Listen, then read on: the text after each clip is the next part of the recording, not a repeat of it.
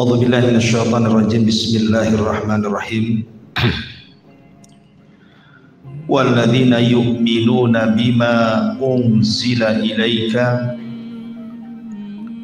wa ma unzila min qablika wa bil akhirati hum yuqinun. Ulaika ala hudan min rabbihim wa ulaika humul muflihun.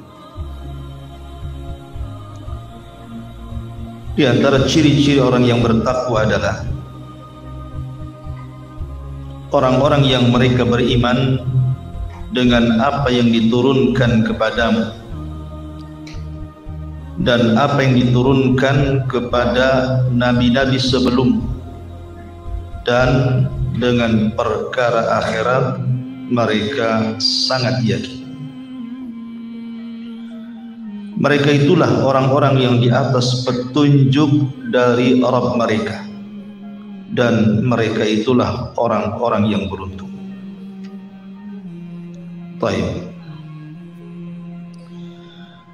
Di dalam ayat ini Allah Subhanahu wa taala menerangkan kepada kita tentang ciri-ciri orang-orang yang bertakwa kepada Allah Azza wa Jalla. Antaranya adalah beriman dengan semua kitab yang Allah Subhanahu wa taala turunkan kepada para nabi. Ini kita akan bahas tentang kitab-kitab langit. Bagaimana sejarah turunnya kitab-kitab langit? Ada berapa kitab-kitab langit yang diturunkan ke bumi, dan nabi-nabi siapa saja yang mendapatkan kitab-kitab? Apakah masih berlaku kitab-kitab sebelum Nabi SAW yang turun ke bumi, ataukah Al-Quran sudah memansuhnya? Bagaimana pula kemudian hukum membaca kitab-kitab terdahulu seperti Taurat, Zabur, dan Injil, dan perkara yang lain? Ini seputar yang kita akan jelaskan di malam hari ini.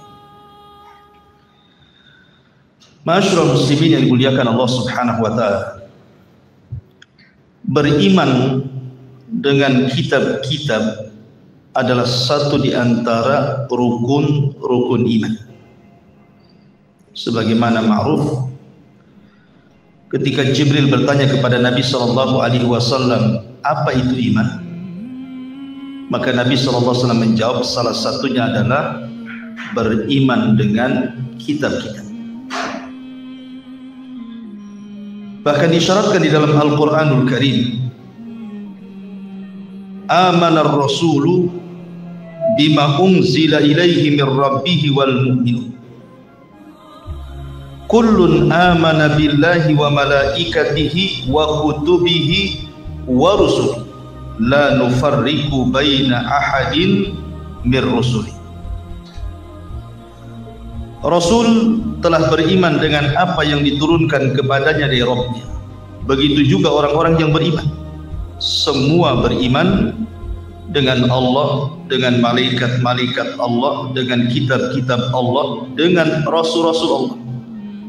Kami tidak membeda-bedakan satupun di antara para rasul itu. Di sini ada kalimat wa kutubihi, dan kitab-kitab. Dan banyak di dalam Al-Quranul Karim yang bicara tentang pentingnya beriman dengan kitab-kitab. Ma'asyiral muslimin yang dimuliakan Allah Subhanahu wa taala, ada hadis yang panjang sekali, walaupun hadis ini menjadi perselisihan para ulama tentang sanad. Artinya diperbincangkan soal sanad. Tetapi banyak ahli tafsir yang mencantumkan riwayat ini. Salah satunya adalah Imam Al-Qurtubi dalam tafsir. Hadis ini dari sahabat Abi Dzar Al-Ghifari radhiyallahu anhu. Ketika dia bertanya kepada Nabi SAW, kam kitaban anzalallahu ta'ala, berapa sih kitab yang diturunkan Allah itu? Maka Nabi SAW mengatakan mi'atu kitabin wa arba'atu kutubi. Semua yang diturunkan Allah itu 4 dalam bentuk kitab dan 100 dalam bentuk lembaran. Jadi semuanya 104 kitab. Lah yang 100 ini ma'ruf disebut dengan suhuf. Suhuf itu artinya lembaran-lembaran. Adapun yang 4 ini disebut kitab. Dimulai daripada Taurat, kitab Taurat. Kemudian Zabur, kitab Zabur. Kemudian Injil, kitab Injil, dan Al-Quran, kitab Al-Quran.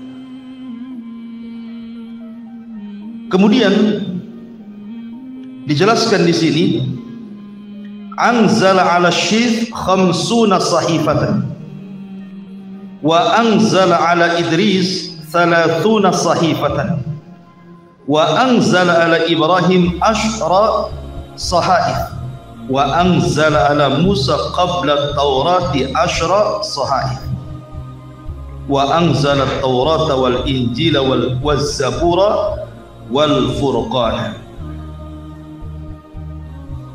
Dari 100 kitab itu Allah Subhanahu wa taala bagi menjadi 4. Yang 50 lembar itu diberikan kepada Nabi Allah Syith. Dan Nabi Allah Syith itu adalah nabi yang disebut dengan hibatullah, pemberian Allah kepada Adam karena kematian Habil yang dibunuh oleh Qabil, maka diganti dengan Syith. Dan dia nabi kedua setelah Adam. Nabi Syith inilah yang mendapatkan 50 lembar suhuf. Kemudian 30 lembar diberikan kepada Idris atau disebut dengan Anu. Ya boleh Idris, ma'ruf nabi ketiga setelah Adam. Kemudian Syith, kemudian Idris, diberikan 30 lembar. Berarti semuanya sudah 80 lembar.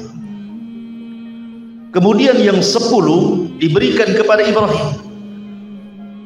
Kemudian yang 10-nya lagi diberikan kepada Musa selain Taurat. Jadi semuanya 100. Makanya Allah Subhanahu wa taala menyebutnya dalam surah Al-A'la yang sering dibaca setiap Jumat, inna hadza la fi suhufil ula suhufi Ibrahim wa Musa. Sesungguhnya Al-Quran ini terdapat suhuf-suhuf para nabi terdahulu. Di antaranya adalah suhufnya Ibrahim dan juga suhufnya Musa alaihissalam. Adapun kemudian Taurat diturunkan kepada Musa, kemudian Zabur diturunkan kepada Nabi Allah Daud, dan Injil diturunkan kepada Isa. Kemudian yang terakhir Al-Furqan atau Al-Quran diturunkan kepada Rasul kita Muhammad sallallahu alaihi wasallam.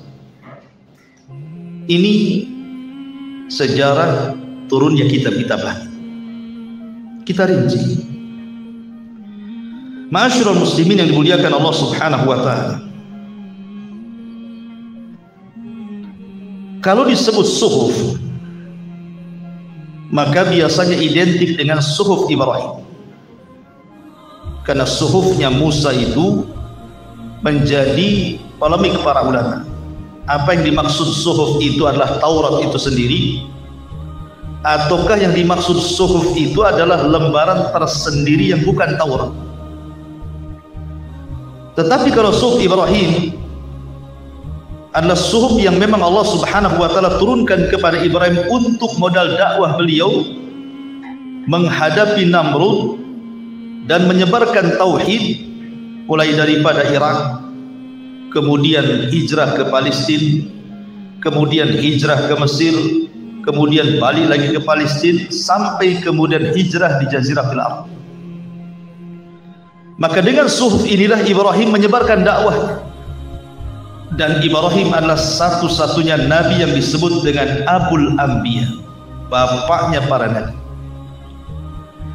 Karena setelah Nabi Allah Ibrahim diutus, maka seluruh para nabi yang jumlahnya dalam hadis Abi Dzar Al-Ghifari radhiyallahu anhu ketika bertanya kepada Rasul berapa jumlah para nabi dan rasul, kata Nabi SAW, jumlah nabi itu 124.000. Ada yang mengatakan 120.000, dan jumlah rasul 315. Jadi nabi dan rasul yang sebanyak itu, sebagian besarnya kalau diutus setelah Ibrahim alaihi salam, maka semuanya nasabnya sampai kepada Ibrahim. Tidak ada satupun nabi setelah diutusnya Ibrahim alaihi salatu wassalam kecuali nasabnya sampai kepada Ibrahim dari dua jalur. Pertama dari jalur Ishak, kemudian memiliki anak Yakub, kemudian Yakub memiliki anak 12, salah satunya Nabi Allah Yusuf alaihi salam. Maka dari 12 putra Yakub ini disebut Bani Israel, karena Israel nisbat kepada Yakub sendiri. Yakub itu namanya Israel, sehingga turunan dari 12 putranya disebut Bani Israel. Maka dari turunan Yakub ini lahir ribuan para nabi yang disebut dengan Anbiya'u Bani Israel, nabi-nabi Bani Israel. Adapun dari jalur kedua dari Ismail alaihi salam, tidak ada yang jadi nabi setelahnya, tetapi ada satu nabi yang merupakan keturunan Ismail justru menjadi penutup para nabi dan rasul. Dialah Rasul kita Muhammad sallallahu alaihi wasallam. Lah Ibrahim alaihi salatu wassalam diberikan suhuf, dan suhuf Ibrahim alaihi salatu wassalam dijelaskan oleh Al-Imam Al-Qurtubi rahimahullahu ta'ala bahwa suhuf Ibrahim adalah kitab yang diberikan kepada Nabiullah Ibrahim dari kitab-kitab langit, di mana isi daripada suhuf itu sendiri adalah tauhid, bagaimana cara menyembah Allah Subhanahu wa ta'ala. Dan Ibrahim inilah dikenal dakwahnya seputar tauhid, maka disebut juga Abu Tauhid, bapaknya tauhid. Itulah Ibrahim alaihi salatu wassalam. Kemudian kitab yang kedua disebut dengan Taurat. Taurat ini sejarahnya ma'ruf. Ketika Nabi Allah Musa alaihi salatu wassalam membawa Bani Israel dari Mesir untuk diselamatkan dari perbudakan Fir'aun, kemudian setelah diselamatkan dan diseberangkan di sebuah lautan dan mereka menyaksikan bagaimana Fir'aun ditenggelamkan, maka kemudian Musa pun melanjutkan perjalanan bersama Bani Israel. Banyak peristiwa dan kejadian selama perjalanan. Akhirnya ketika sampai di sebuah tempat di perbatasan Arihah dan akan masuk ke Baitul Maqdis, maka Arihah ketika itu dikuasai oleh turunan kaum Ad. Kaum Ad itu besar-besar, sehingga kemudian Bani Israel takut diajak perang, sementara syarat membebaskan Baitul Maqdis itu harus melewati Arihah. Maka Musa alaihi salatu wassalam kemudian mengajak berjihad dan dijanjikan kemenangan. Tetapi Bani Israel itu kaum yang pengecut. Mereka tetap tidak berani dan lancang kepada Musa serta mengatakan, "Idhhab anta wa rabbuka faqatila inna hahuna qa'imin." Kalau engkau tetap ngajak perang dengan orang-orang Arihah, wahai Musa, berangkat sendiri, ajak Tuhanmu sana berperang berdua, kami duduk-duduk di sini. Ini kan lancang kepada nabinya. Sebab ucapan inilah akhirnya kemudian Allah Subhanahu wa ta'ala mengadab Bani Israel. Dengan cara apa? tidak bisa keluar dari negeri itu yang disebut dengan Ardut Tih. Mereka tidak bisa keluar berapa tahun? Arba'una sanata, 40 tahun tidak bisa keluar dari negeri itu. Bayangkan negeri itu padang pasir, perbukitan, tidak ada pohon, tidak ada tanaman, tidak ada makanan, tidak ada minuman, tidak ada yang memayungi kepala mereka dari matahari. Mereka diadab seperti itu, dan mereka tidak bisa keluar dari situ. Makanya disebut dengan negeri linglung. Tih itu artinya linglung, tidak bisa keluar. Kemana mereka berjalan, balik lagi ke situ. Dari sinilah kemudian banyak peristiwa dan kejadian, diantaranya mereka meminta kepada Nabi Musa alaihi salatu wassalam untuk diturunkan makanan dari langit. Maka kemudian diturunkanlah makanan yang bernama berupa daging burung, kemudian berupa madu. Jadi makanan langsung disediakan dari langit yang disebut dengan manna dan salwa. Itulah makanan mereka sehari-hari. Kemudian mereka pun meminta untuk dinaungi. Maka Allah Subhanahu wa taala kabulkan permintaan mereka lewat Musa, maka kemudian dikirimlah awan yang menaungi mereka sehingga tidak tersengat matahari langsung. Tetapi kemudian di negeri ini banyak yang kufur. Lah karena Musa alaihi salatu wassalam tidak bisa keluar dari negeri itu. Sementara Musa alaihi salatu wassalam harus mengatur Bani Israel, maka dia berdoa kepada Allah Subhanahu wa taala untuk diberikan undang-undang. Untuk mengatur sebuah negeri harus ada undang-undang. Maka Allah Subhanahu wa taala memerintahkan Musa untuk datang ke Bukit Tur atau Bukit Saidah untuk diberikan undang-undang berupa Taurat. Maka Musa alaihi salatu wassalam pun kemudian datang ke bukit yang dimaksud oleh Allah Subhanahu wa taala Saina itu. Dan ini disebutkan di dalam Al-Qur'an, walamma jaa Musa limiqatina wa kallamahu rabbuhu qala rabbi arini anzur ilaika qala lan tarani walakin dur ilal jabali fa in istaqarra makanah fasawfa tarani falamma tajalla rabbuhu lil jabali ja'alahu dakka wa khara Musa sa'iqa falamma afaqa qala subhanak tubtu ilaika wa ana awwalul mu'minin. Jadi ketika Musa sampai di tempat yang dijanjikan oleh Allah Subhanahu wa taala, ada yang mengatakan Musa itu sampai di permulaan Dzulqa'dah. Maka Musa pun berpuasa selama 1 bulan. Kemudian ketika habis bulan Dzulqa'dah, pada hari ke-30, Musa merasa dia akan berbincang dengan Allah. Karena takut, namanya orang lagi puasa, mulutnya bau. Maka Musa hampir membatalkan puasanya. Maka Allah Subhanahu wa taala katakan kepada Musa, wahai Musa, luhufu fammi shaim atyab indallah min rihil misk. Bau-bau mulutnya orang yang berpuasa itu lebih harum di sisi Allah dibandingkan minyak kasturi. Tidak usah kau batalkan, bahkan kau tambah 10 hari lagi.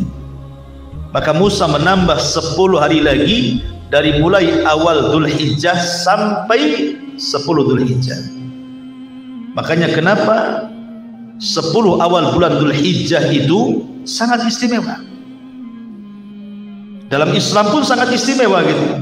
Makanya Al-Quran juga bersumpah akan hari-hari 10 awal bulan Dzulhijjah ini. Wal fajri wa layalin ashr. Demi waktu fajar dan malam-malam yang 10. Maksudnya 10 awal bulan Dzulhijjah. Maka ketika kemudian mendekati Nabi Musa alaihi salatu wassalam akan berbincang dengan Allah Subhanahu wa taala, akhirnya kemudian Nabi Musa alaihi salatu wassalam langsung dimandatkan Taurat, berbincang dengan Allah Subhanahu wa taala.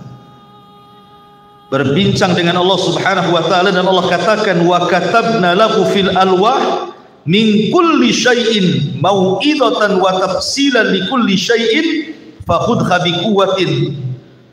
Kemudian wa'mur qaumaka ya'khudhu bi ahsaniha sa'urikum daral fasiqin. Dan kami catat untuk Musa itu papan Taurat. Jadi satu-satunya kitab yang dicatat oleh Allah Subhanahu wa taala dengan tangannya adalah Taurat. Taurat itu satu kitab yang dicatat langsung dengan tangan Allah. Jadi Taurat itu sangat istimewa. Di dalamnya ada mau'izah, wejangan-wejangan, dan rincian-rincian hukum segala sesuatu. Maka Musa pun kemudian diberikan papan Taurat itu. Lah ketika Nabi Musa alaihi salatu wassalam sudah merasa puas berbincang dengan Allah Azza wa Jalla dan sudah mendapatkan papan Taurat, Nabi Musa ini penasaran.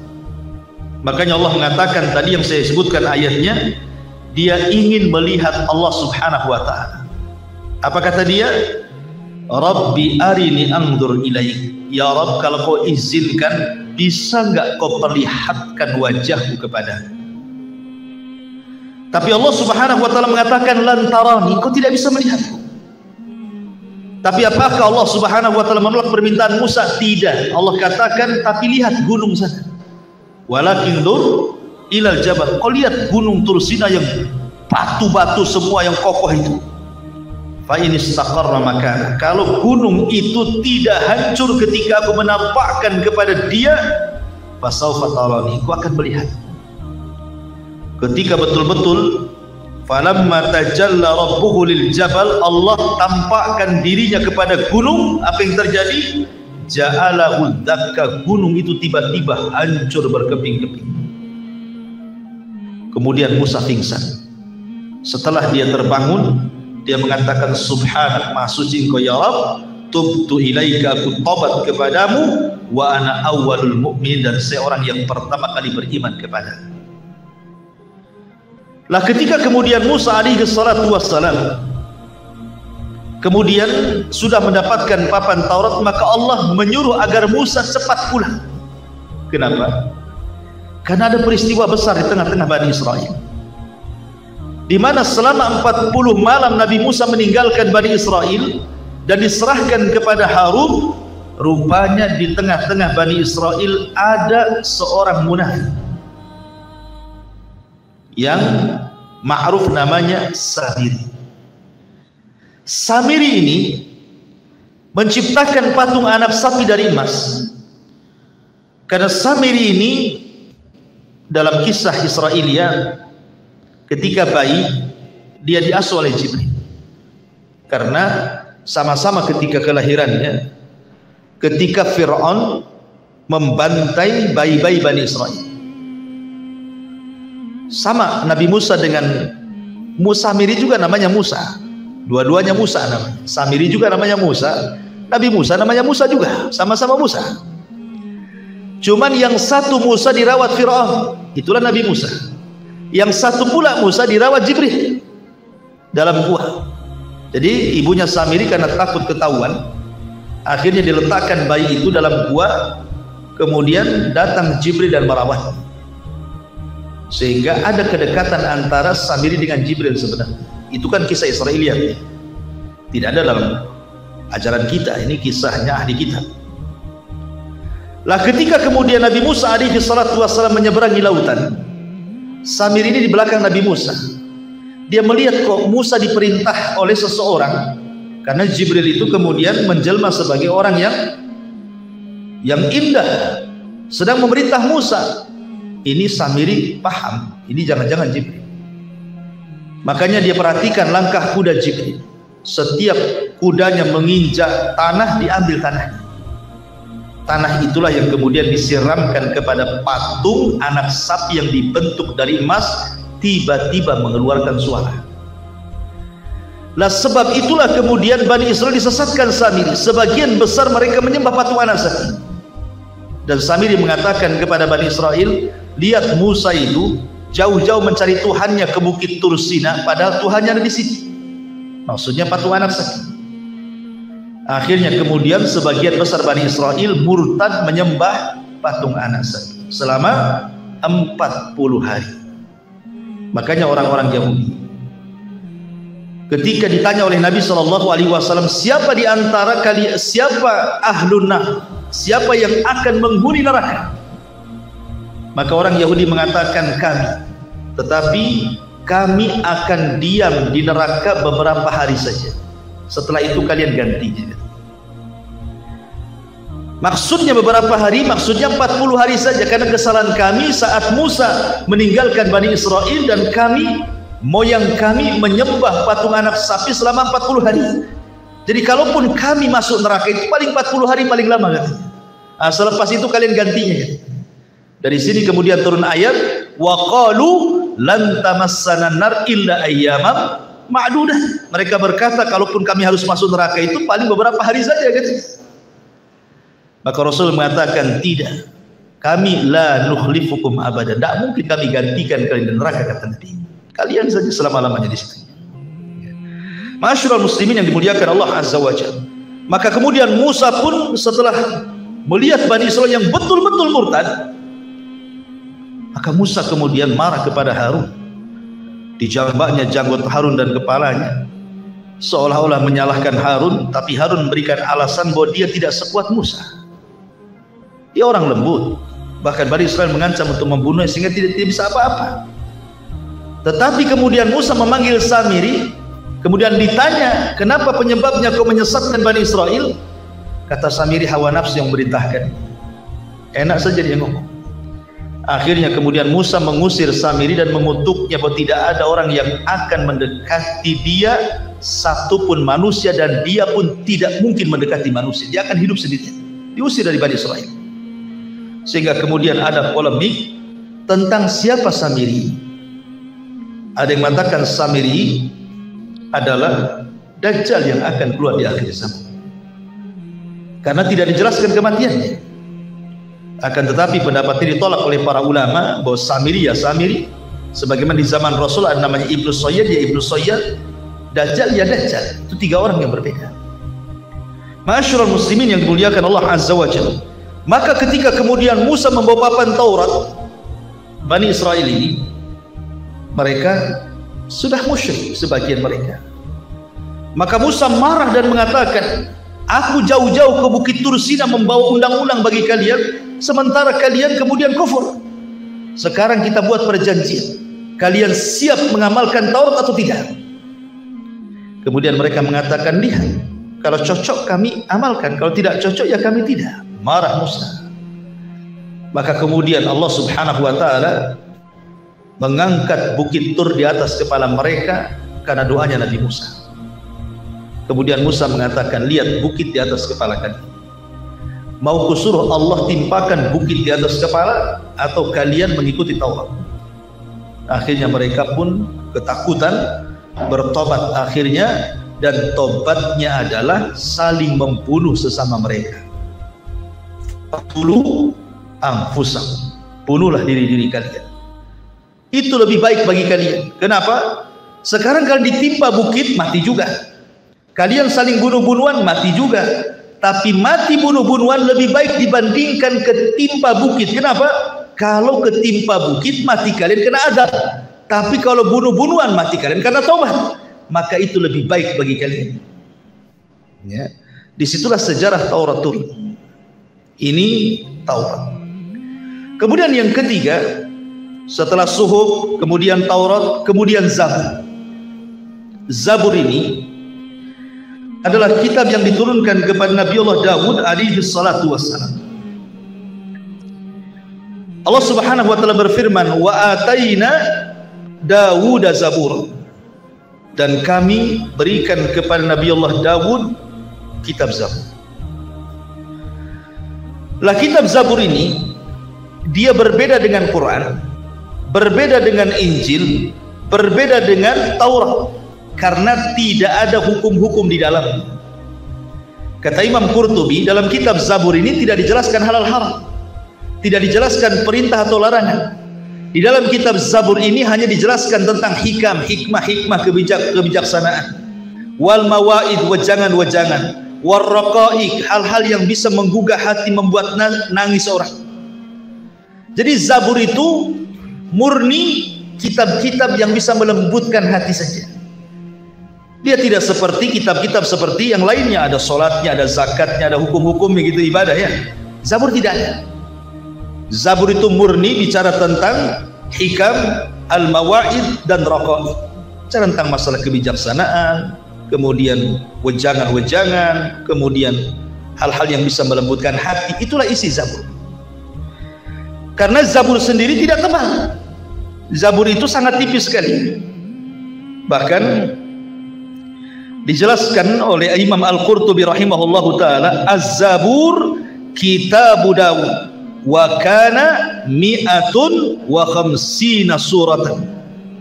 Kata Imam Qurtubi, Zabur itu kitab yang diturunkan kepada Dawud, isinya hanya 150 surat saja. Hanya 150 lembar saja, kecil. Dan bentuknya taronum. Bentuknya hanya taronum saja. Ma'asyiral muslimin yang dimuliakan Allah Azza wa Jalla. Bisa matikan asli ya? Enggak, rutinnya enggak enak lah. Bisa matikan yang ini. Matikan.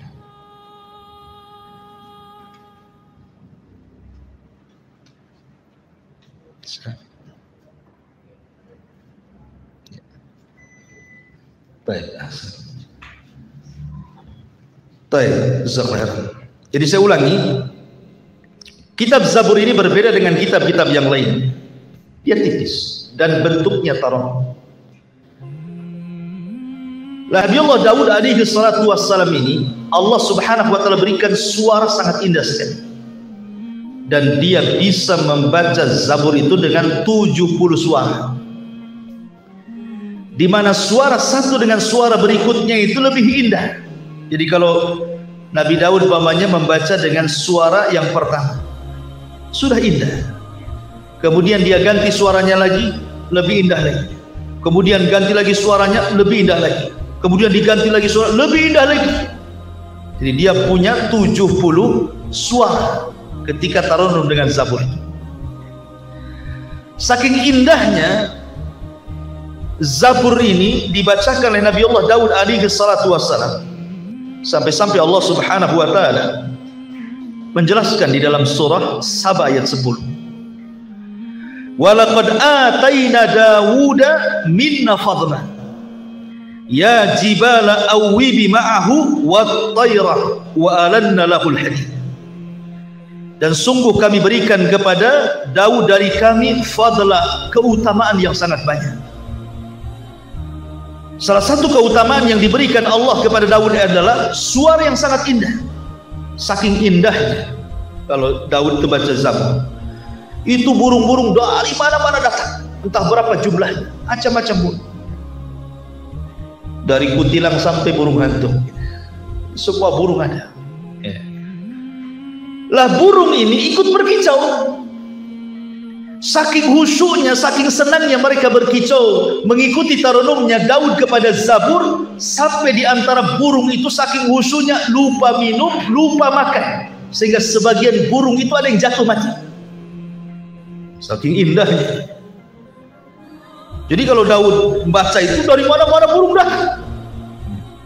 Jadi saking khusyuknya ada yang mati burung itu. Kalau kita baca burungnya pergi berang. Ma'asyiral muslimin yang dimuliakan Allah Azza wa Jalla. Lah ketika kemudian burung-burung itu berkicau mengikuti taronumnya Zaburnya Daud, gunung-gunung cemburu. Masa burung-burung diizinkan untuk ikut berkicau bersama taronumnya Zabur, kami tidak diikut sertakan. Akhirnya kemudian Allah izinkan gunung untuk ikut taronum. Maka akhirnya setelah Allah izinkan gunung untuk taronum, apa yang terjadi? Taulah suara gunung dengan suara burung kan beda. Suara gunung ya meledak-meleduk. Jadi sudah Daud ini baca Zabur, sudah kicauan burung dengan berbagai macam suara, tiba-tiba kemudian suara gunung meledak-meleduk gak jelas gitu ya. Jadi Daud ini akhirnya mengeluh dan mengatakan, ya Allah, bagaimana engkau bisa mendengar suaraku? sementara suara burung lebih keras dan suara gunung lebih keras lagi. Maka Allah Subhanahu wa taala kirimkan Jibril agar Daud dibawa ke dasar bumi. Dibawalah Daud ke dasar bumi. Sampai di dasar bumi, kemudian Jibril mengambil satu batu, kemudian membukanya. Rupanya dalam batu itu ada dud, ada ulat. Kemudian kata Jibril, kau dengarkan, dekatkan telingamu. Tiba-tiba Daud mendengar tasbihnya ulat dalam dasar bumi. Kata Jibril, kalau ulat di dasar bumi Allah bisa mendengar, apalagi engkau yang ada di atas bumi. Biarkanlah gunung-gunung, burung-burung berkicau bersama, biarkan saja. Maka sejak itu Daud tidak komplain lagi, dan dia terus membaca dan taranum kepada Zabur sampai beliau wafat. Ma'asyiral muslimin yang dimuliakan Allah Azza wa Jalla. Makanya Nabi SAW ketika mendengar baca Qur'annya Abi Musa al-Ash'ari radhiyallahu anhu, saking indahnya sampai-sampai Rasul mengatakan, ya Aba Musa, la sautuka kamizmar min mazamiri ali Daud. Wahai Aba Musa, suaramu ketika membaca Quran itu persis seperti Daud membaca Zabur, saking indahnya.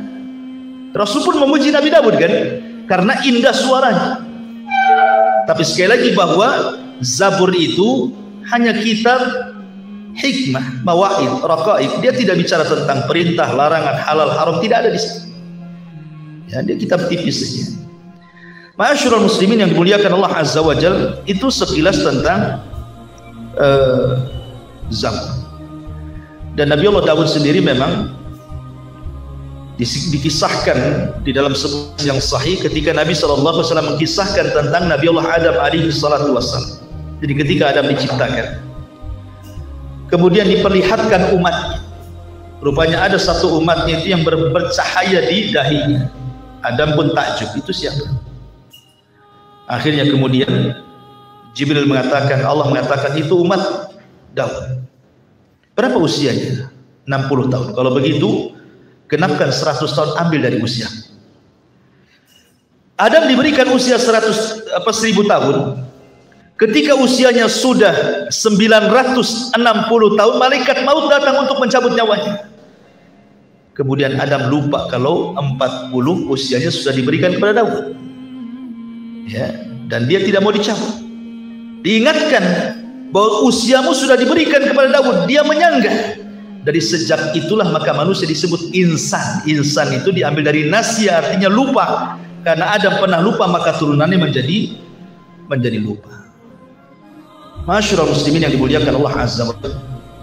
Buat ngomong hajat sebenarnya ini. Kayaknya kita berhenti dulu sampai di sini. Atau kita lanjut karena ini dulu ya. Kayaknya perut sakit kan ya. Nanti kita lanjutkan aja. Ya, bentar.